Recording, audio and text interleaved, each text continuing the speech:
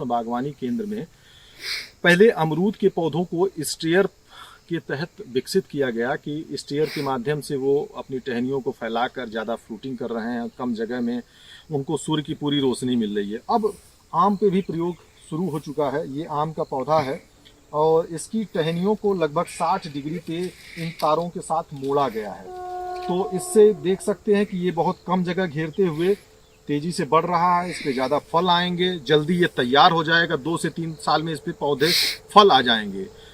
Architecture पे tree इसमें थोड़ा सा हम इसको 90 डिग्री पे हम नहीं बेंड कर सकते क्योंकि इसमें जो है शाखाएँ उतना बढ़िया रिस्पांस नहीं करती, इसलिए बहुत ज़्यादा हमें काट छाँट भी हमें इसमें कम करना पड़ता है। अमरूद की वनस्पति इसमें हम कम करते हैं, तो शाखाओं को हम 60 डिग्री पे इस टाइप से हम इसको ट्रेनिंग देते हैं। और जितनी शाखाएं इसमें होती हैं, जितने पीक्स इसमें होते हैं, सब पीक्स पे इसमें फल आते हैं। तो पिछली साल इसमें करीब 70 इसमें शाखाएं थी छोटी छोटी। ये तो इसके एपिकल पार्ट पे जिसको बोलते हैं सीड्स पे, यहाँ से इसमें फल आते हैं। तो जितने इसमें ये होते हैं उतने अधिक फल आते हैं। आप देखिए इसका जो चौड़ाई है, इसका स्प्रेड जो है ज़्यादा नहीं है, करीब मुश्किल से जो है 1.5 से 2 या 2 फीट से ज़्यादा नहीं है। तो इसलिए इनको भी हम अधिक से अधिक पौधे हम लगा सकते हैं। तो जैसे नॉर्मली हम 100 पौधे लगाते हैं अगर 10 गुना 10 मीटर पे, पौधे से पौधे की दूरी 10 मीटर या और रो टू रो मतलब लाइन से लाइन की दूरी 10 मीटर, तो 100 पौधे केवल लगते हैं। तो इसमें करीब 2200 पौधे लग जाते हैं। तो ये मान के चलिए कि करीब जो है 7 से 8 गुना ज़्यादा, 10 गुना ज़्यादा इसमें पौधे हम जो है 10 से 20 गुना ज़्यादा इसमें पौधे हम लगा सकते हैं सघन बागवानी में। क्योंकि सारी पत्तियां सूरज की रोशनी को आप देख रहे हैं कि एक्सपोज हैं, तो इसमें किसी तरह की कोई कीड़े मकोड़े और उनकी संभावना इसमें बहुत कम हो जाती है। इसमें पेस्टिसाइड भी कम लगता है, किसी तरह कीटनाशी स्प्रे करना चाहते हैं वो भी इसमें कम लगता है। तो आम में भी ये बागवानी सफल है। अब इसको हम बड़े स्केल पे हमने अभी इसको प्रारंभ किया हुआ है कि जिससे किसान भाई इसको अपना करके कम से कम जमीन में अधिक से अधिक पेड़ लगा करके वो इससे लाभ ले सकते हैं। अच्छा, जो जनरली जैसे एक नॉर्मल पौधा है और इस पौधे में फ्रूटिंग किस में जल्दी आती है? फ्रूटिंग जल्दी इसमें आएगी। फ्रूटिंग इसमें जल्दी आती है। मतलब पेड़ लगाने के कितने समय बाद? इसमें तीसरे साल फल आ जाता है। और उसमें 4 से 5 साल ले लेता है, कई बार 6 साल भी ले लेता है। हाँ। तो इसमें फल जल्दी प्रारंभ होगी और ज्यादा फल इसमें आते हैं और गुणवत्ता भी इसकी अच्छी होती है। आम में भी क्योंकि आम की सघन बागवानी तो विगत 3-4 दशकों से प्रारंभ हुई है। जो आम उत्पादक देश हैं या आम उत्पादक राज्य हैं, वहाँ अब इसकी काश्तकारी प्रारंभ हो चुकी है। सघन बागवानी मतलब ये होता है कि प्रति यूनिट क्षेत्र में कितना अधिक से अधिक पौधे हम लगा सकते हैं। तो लेकिन पौधे तो हम लगा देते हैं, लेकिन उसकी कैनापी मतलब छत्रक जब तक हम उसको अच्छी तरह से विकसित नहीं करेंगे, वो हमारा जो हाई डेंसिटी है या सघन बागवानी है वो 7 साल 8 साल बाद वो फल देने के बाद धीरे धीरे वो उसमें फलक कम होने लगेगी, फल की गुणवत्ता भी कम हो जाएगी और उसमें तमाम बीमारियां आने लगेंगी। इसलिए हमने इस पे काम प्रारंभ किया है।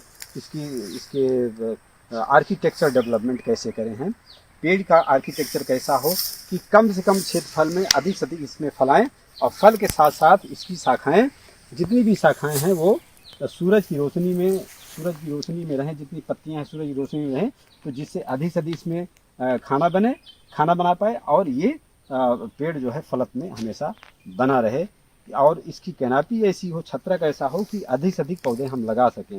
क्योंकि सघन बागवानी 8 से 10 साल बाद धीरे धीरे उसमें उत्पादन कम होने लगता है, क्योंकि वो आपस में वो छाया देने लगती हैं, एक दूसरी शाखाओं को जो है रगड़ने लगती हैं, छाया देने लगती हैं और उसके अंदर बीमारियां पैदा होने लगती हैं, कीड़े पैदा होने लगते हैं।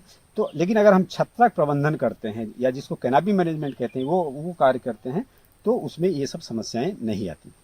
तो ये जो ये स्टेयर है, इस स्टेयर की क्या खासियत है और कैसे? इसमें हम यहाँ से शाखा को हम इसको अभी क्योंकि अभी ये इसको 4-5 महीने हुआ लगाए, तो इसमें हम यहाँ से शाखाएं लेंगे, तो 60 डिग्री पर इसमें हम शाखाएं हम लेंगे और इसके ऊपर तक हम इसको मेंटेन करेंगे। इसको 60 डिग्री पर मेंटेन करके मतलब करीब 2 से ढाई या 2-2.5 मीटर हाइट तक, ज़्यादा 3 मीटर हाइट तक इस पेड़ को हम मेंटेन करेंगे।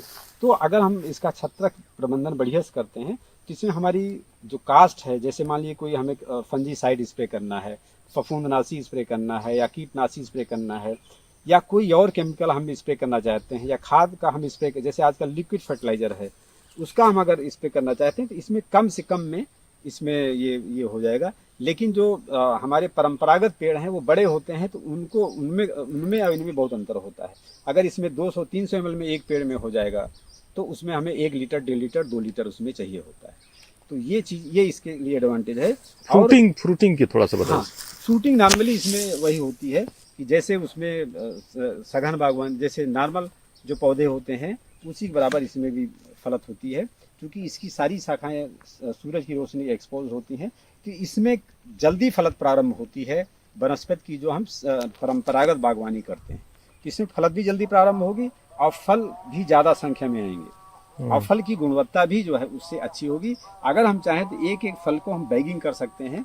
उसको हम अगर बैग कर देंगे तो उसमें किसी तरह के कीड़े मकोड़े का प्रकोप भी हम इससे रोक सकते हैं। इस तरह का प्रयोग अभी कहीं मतलब हुआ है अभी? अभी तक इसकी तार पे, जिसको कहते हैं टायर सिस्टम पे, इसको अभी कहीं किसी जगह इसको नहीं प्रारंभ किया गया।